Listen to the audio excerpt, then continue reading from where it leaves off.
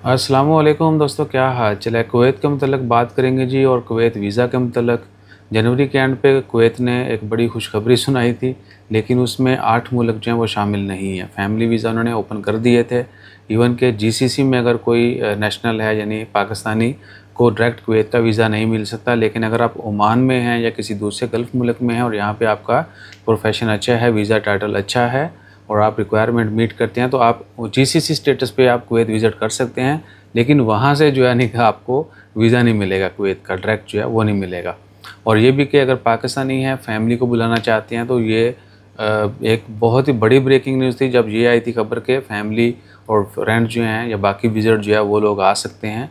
तो हम लोग भी खुश थे कि जो पाकिस्तानी है, ईरानी है, अफ़गानिस्तानी, इराकी, लेबनान है, सीरिया, यमन, सूडान, तो इन ममालिक के लोग जो हैं इनकी फैमिलीज़ भी वहाँ पे विज़िट कर सकेंगी।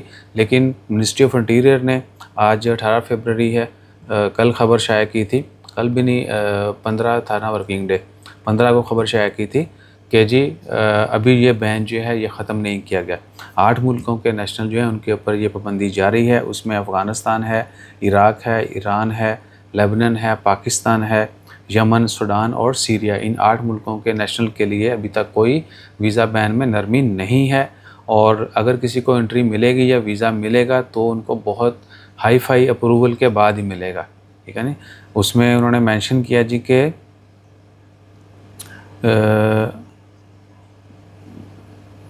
Decision periodically reviewed but no development has occurred.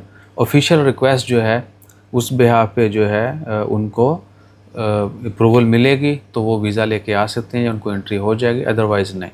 और गल्फ़ में रहने वाले इन्हीं मालिक के लोग जो हैं वो अपने गल्फ़ के स्टेटस पे अप्लाई कर सकते हैं। अगर उनका स्टेटस अच्छा होगा, वो मैच करते हैं रिक्वायरमेंट, तो उनको वीज़ा मिल जाएगा, अदरवाइज़ उनको भी नहीं मिलेगा, ठीक है जी। इसके अलावा अगर कोई मज़ीद अपडेट आती है इससे रिलेटेड वो भी शेयर करेंगे। फ़िलहाल इन 8 मालिक के लोग दे कैन नोट इट कि अभी इसमें उनके लिए कोई गुड खबरी नहीं है। जज़ाकल्लाह, अल्लाह हाफ़िज़।